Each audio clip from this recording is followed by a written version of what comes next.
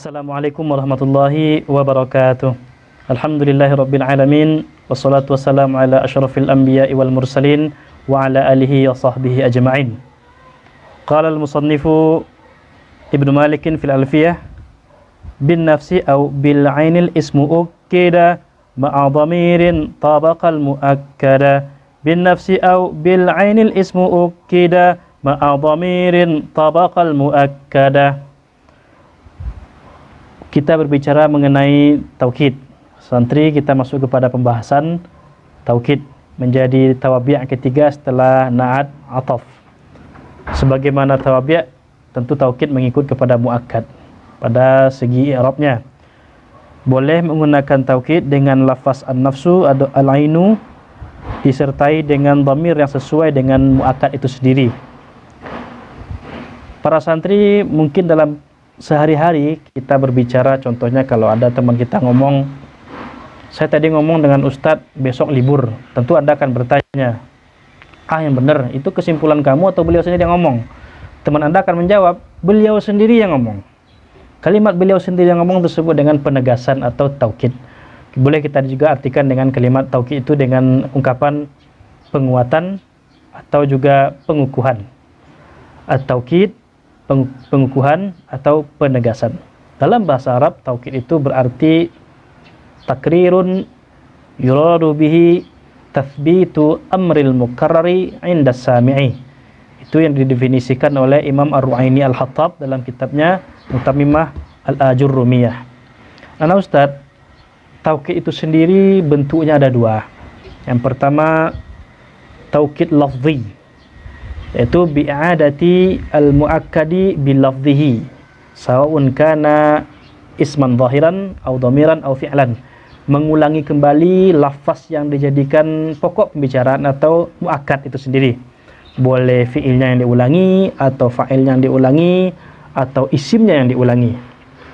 Contohnya ji'ta anta. Ji'ta anta, kalimat anta isim dhamir memuakkadkan kepada ta yang menjadi fa'il dari ji, ja'a itu sendiri. Maka kalimat ji'ta anta, anta menjadi taukid terhadap muakkad dhamir ta itu sendiri. Anda betul yang datang, Anda sendiri yang datang. Contohnya dari bentuk-bentuk taukid lafzi seperti ini. Ja'al ustadzu, muncul kalimat al-ustadz. Ja'a fi'il, ustadzu marfu', fa'il marfu' ya, fa'il. Lalu datang penegasan. Anda ingin menegaskan bahwa betul-betul ustaz yang datang. Ja'al ustadzu al-ustadzu. Ja'al ustadzu al-ustadzu. Kenapa al-ustadzu? Karena dia ittiba kepada muakkad. Ini menjadi taukid. Kalau ra'aitu al-ustaza, teman Anda ragu, ya ustaz yang nampak tuh. Benar ustaz yang nampak? Ya, ra'aitu ustaza al-ustaza. Ingat, saya melihat ustaz. Teman Anda ragu, Anda sampaikan lagi, ra'aitul ustaza al-ustaza, sebagai taukid, mengikut kepada maf'ulun bih, menjadi muakkad tu fa'il. Contoh begini, mengulangi lafaz ustaz itu dua kali disebut dengan taukid lafzi. Nah, bentuk yang kedua adalah taukid ma'nawi, yakunu bi dzikri an-nafsi au al-aini au al-jama' au ammah au kafah au kullu au kila au kilta. Taukid ma'nawi sedikit berbeda. Jadi taukid ma'nawi ini khusus menggunakan lafaz-lafaz tertentu seperti jami'u, ammatu, kullu, dan lain-lainnya. Contohnya seperti ini. Harus diingat ada lafaz tertentu. Ainu, an-nafsu, jami'u, kafah, kullu, kila, dan kilta. Dalam hal ini ada kullu. Tentukan ini sudah pasti taukid. Ijtama'a al-qaumu, betul, menjadi fa'il marfu'un. Qaumu adalah isim jamak, tidak ada mufradnya. Kul kulluhum. Kenapa? Mengikut tawabi' kepada fa'il yang juga marfu'. Ini juga marfu'. Ingat kata Ru'aini al-Khattab tadi. Wal mu'ak wa taukidu tabi'un lil mu'akkadi fir raf'i. Nih, sudah raf'i nih. Nah, ikut dia. Kulluhum. Kenapa mesti datang dhamir hum? Karena dia jamak, ini isim jamak. Ini sudah ketentuan. Dengan kata Ibnu Malik tadi, ma'adhamirin tabiqil mu'akkada. Dhamir yang sesuai dengan kaum. Kaum itu banyak ya. Nama isim jamak. Maka dipakai hum. Nggak boleh hu. Tapi hum. Dhamirnya sudah sesuai. Maka ini sah menjadi taukid ma'nawi satu. Karena sudah pakai lafaz tertentu kullu. Kemudian punya dhamir hum yang sesuai dengan kaum. Itu disebut dengan taukid ma'nawi. Apabila pada keadaan para santri harus menambahkan taukid lagi setelah ada penegasan sebelumnya, disebut dengan taqawiyatul taukid.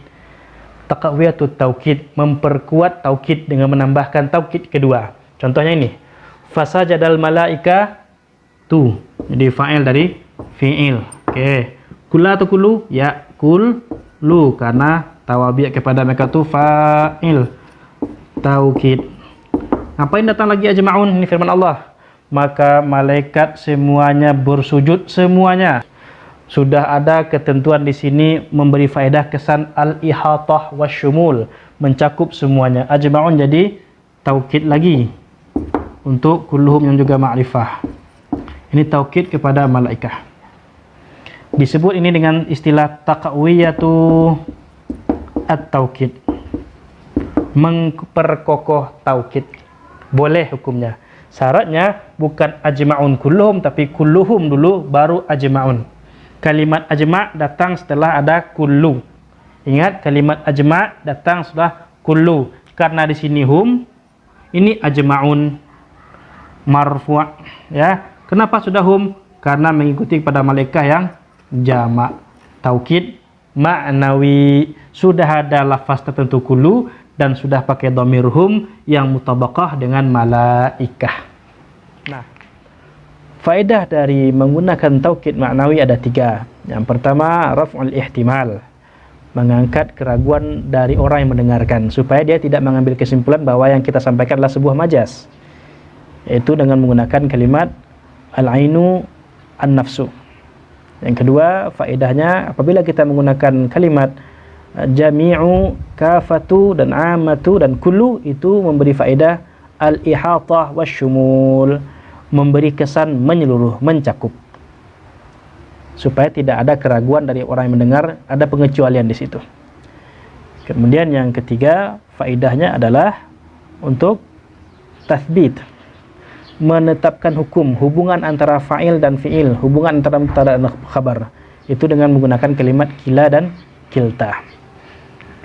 Nah, aku para santri, diketahui bahwa Imam Ru'aini al-Khattab menukilkan dalam kitabnya Mutamim al-Jurumiyah bahwa wat taukidu tabi'un lil muakkadi fil raf'i wan nasbi wal khafdi wal ma'rifati wa la yajuzu taukidun nakirati 'indal basariyin.